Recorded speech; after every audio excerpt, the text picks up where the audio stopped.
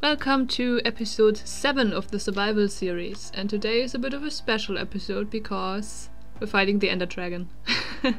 I just decided. Since the last episode I've prepared up armor as I said I would, full diamond gear as you can see, looking very snazzy indeed. Everything has protection for unbreaking, mending, and then the boots also have depth strider. Last episode I talked about wanting to get protection 5. And I only just realized that that's not a thing in the game. I don't know why I wasn't aware of that, but for some reason I wasn't. So protection 4 is apparently the highest you can have. So that's why it took me so long to get it from the villager. Because it doesn't exist. But yeah, we have protection 4 now on all of our armor pieces. And the reason I kind of spontaneously decided to fight the Ender Dragon is because I wanted to get back to working on the base. And the next thing I would have to do is tackle this cube right here, this space, and you know, dig out more parts, make it look more cave-like and less cube-like, so that we can then add rooms in the left and right of the walls. But I don't want to do that without an elytra, because I see myself falling down to bedrock so many times and just dying of fall damage, and it would be really annoying. So yeah, and elytra is in order. I'm really starting to miss shulker boxes, so it's time. So our gear is looking really good. We have a good sword and an infinity bow and good armor, as I just said. So what I gotta get together now is the blaze rods for the ender eyes. I think I have some pearls. So I just get preparing for our trip to the end.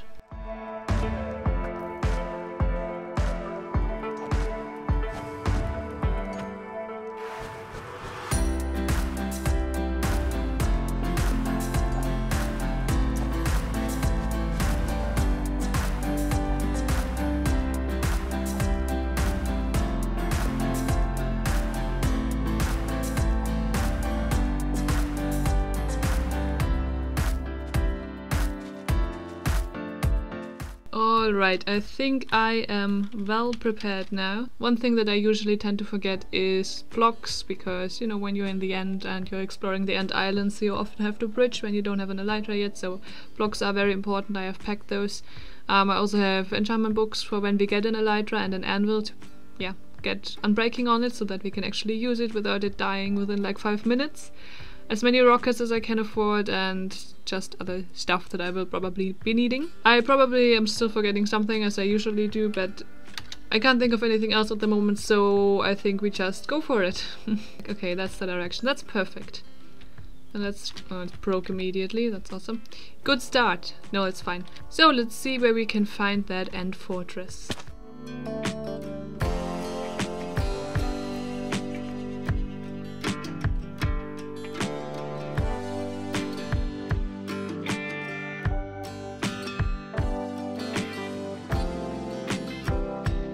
So I have found the place where I have to start digging down. It's in the jungle south of our base, about 1,500 blocks approximately, so not too bad. I never know if there's a specific Y value at which the fortress or dungeon or whatever it's called generates, so I don't know when to stop digging vertically, but we'll see, we'll find it somehow. Also, the bad thing about this being... oh!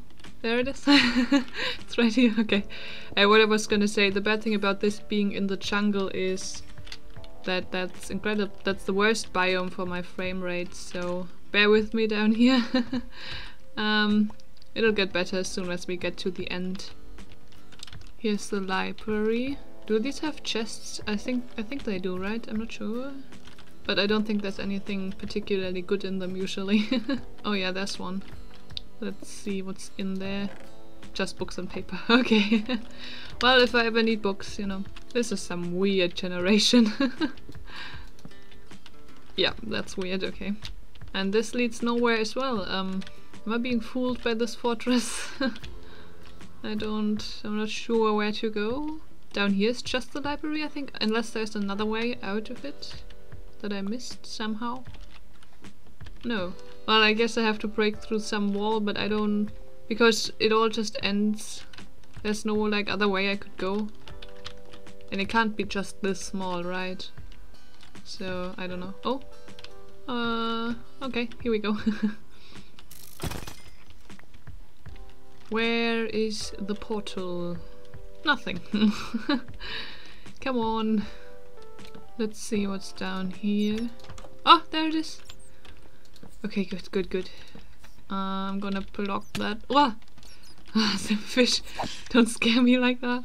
I don't think I want to keep the spawner for anything. I'm gonna get rid of it. I'm sorry. There we go. Let's block this off. Let's kill the lava as well. Oh, I got a silverfish head. That's ridiculous. Okay. Okay, I brought a chest so we can leave some of the stuff we don't need right away here. Yeah, that's weird. That's weird. I'm getting nervous. As always. There we go. Spooky sounds. Ooh. Let's get that here. Don't forget the bed. I think I'm good. I think. Let's leave some of the food here maybe. Alright.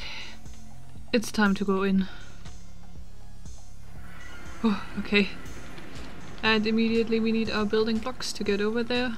I probably won't be showing too much of the fight because we all know what the dragon fight is like.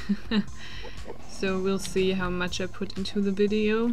And also I will have to concentrate, so I probably won't be talking much anyway. First crystal is down. Okay, we have some advantage up here, just don't want to get knocked off. Uh-oh. Uh-oh.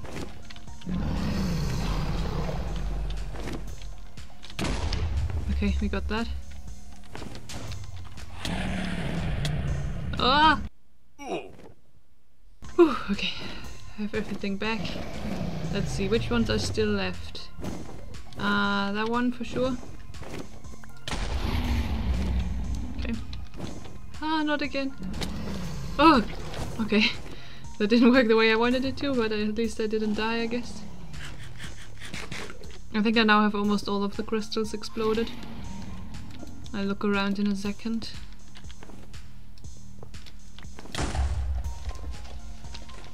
Okay. Ah! Ugh. Not sure what happened there. He just shoved up so many endermen. Yeah, I always take the dragon fight kinda slow. I'm not a speedrunner. I never know how to get close to him properly. Yeah, see? That usually happens. Uh-oh. There we go. There's something in the corner of my eye. Ooh, spooky. And it's gone.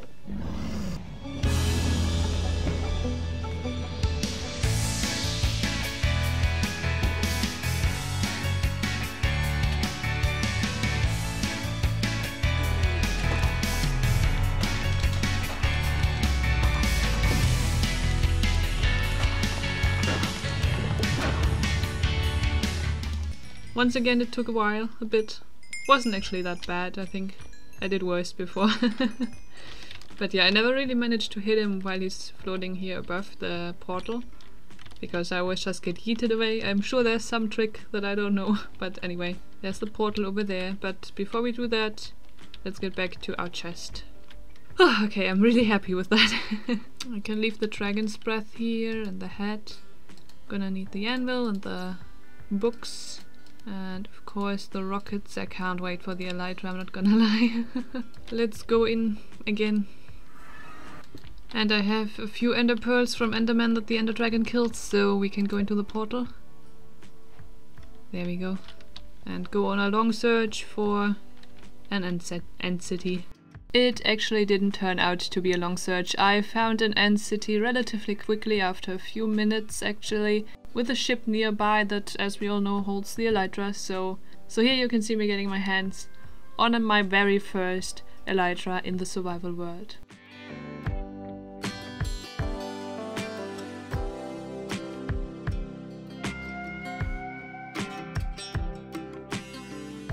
Now this is a historic moment for this world. I'm gonna take off my chest plate and I will probably never put it on again, ever. Knowing myself. And there we go. Ooh, so pretty.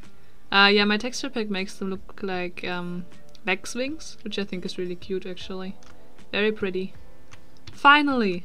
So I already enchanted them with Unbreaking and Mending.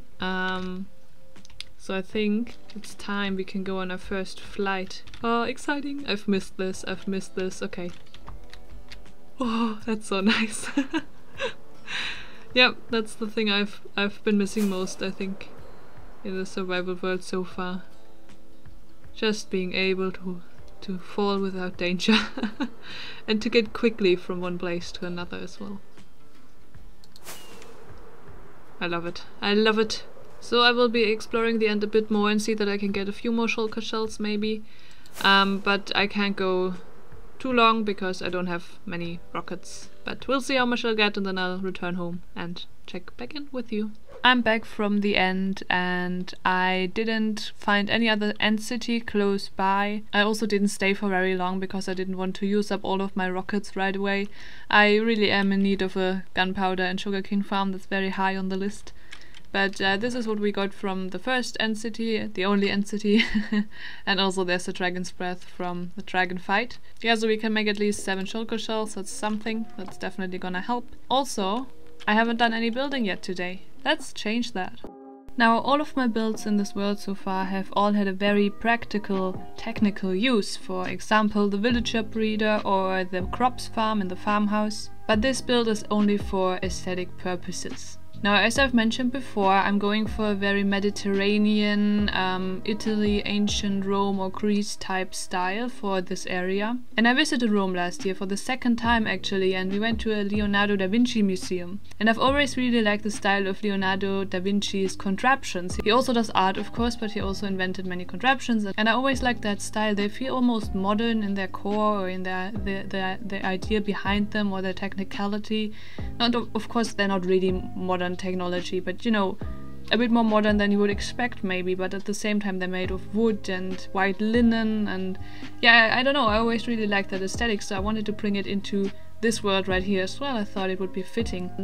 And since we are on the topic of flying in today's episode, I thought we could bring in one of his most famous contraptions, which is the aerial screw.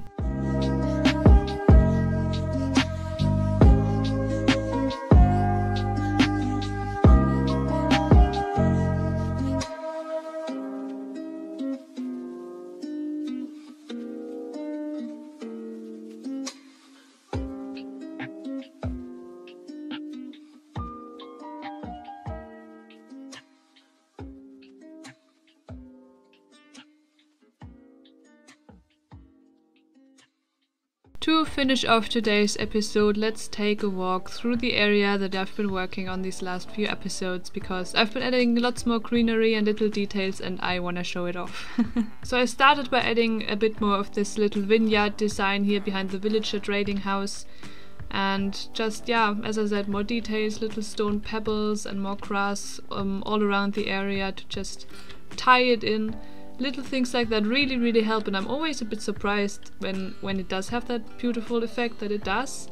Like here with the farmhouse, before it just kind of stood there in the landscape without really, it didn't feel like it actually, it felt like it was built just a second ago, which it was, but I wanted to feel like it's been here a while, you know, this is supposed to be an old farmhouse that people have worked in for many years, and just having like greenery around here, and I added little trees, and again, pebbles, which are these buttons. Yeah, that just makes it feel like it's been here a while and not just, yeah, built seconds ago. I also added a few more armor stands, so here we have a small child sitting on a blanket with its parent watching, of course. Then we have this lake that I built today, which, yeah, I don't know, I feel like it's still missing something, but it looks good already as well, I think. Yeah, 2 more trees over here on the side, and then of course we can walk up to that island over on the other side of the area with the 2 aerial screws. We have this beautiful bridge arching over the river, which is diagonal. That's always hard to build, a diagonal bridge. And then what I really like is this way, this pathway like swooping up around the mountain, and then you come up here. There's a map of the area, so you can see this is like the group of islands that I live on and that I've built on. There's the farmhouse, that's that spot right there. up there is the front of the base, with lots of ocean around. And then here is one of the aerial screws. We have a very pale man working on it, fixing up whatever needs fixing. And then up here is the second one. Let's see if we can land. We can. on the sail. Right, and there are a few more armor stands up here. These two guys operating the screw, and then a small child again, which has a bit of a fish head, but you know, we'll accept it as it is. And it's probably having the time of his life, taking on his first flight. And yeah, so we can take it in from the air as well. And I think the area is really starting to come together and start becoming, getting that lift and feel that I wanted to have and that I've been aiming for. Yeah, I'm really happy with what we have going on so far. I really love the style of the buildings. It very much feels like a summer vacation or something along those lines. And I just realized that I had my fog turned off for quite a while. But yeah, that's gonna do it for today's episode. I hope you enjoyed. I have been Nellas, and I'll see you in the next one. Bye!